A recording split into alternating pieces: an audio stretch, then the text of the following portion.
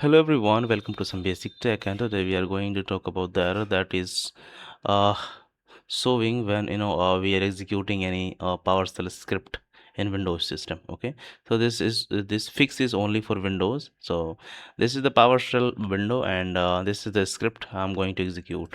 So if you press here as the execute button and see the error is you can read entire line, but the error completely showing here because the running script is disabled on this system. For more information, see this policy. Okay, so this is the documentation page where we can go through everything. So I already have opened this, however I'm going to do that again so more visibility would be here, and this is the page that I'm showing.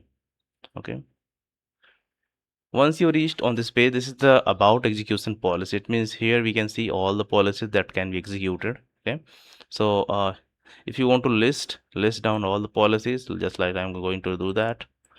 Okay, paste and see what policies are defined. See, none of policies are defined for me, so even for the local machine. Okay, so what we have to do is just go and verify what policies is very suitable for me. Just like this is just a policy to get based on current user. It means for me, any if any policies are defined, let me see. So see, nothing is defined. Okay, so let's go and execute the policy that is absolutely useful for me, just like this one. Set execution policy remote sign hyphen scope current user.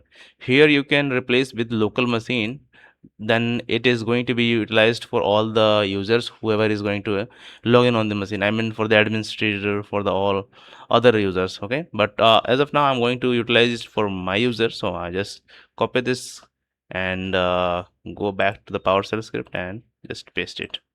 Okay, once you're done, it is going to be asked what you have to choose is yes to all. Now try to execute this script again. However, this script will take 2-3 minutes to get the result, because this is going to review all the directories to find out which directory has more than 1 GB consumed space. So this will take time. However, if you execute this and if nothing error generating, it means the script is executing successfully and we are good to go. Okay, so this is the way you can resolve your issues. Thank you so much for watching, and if you like the video, kindly do subscribe, share and comment. Have a nice day.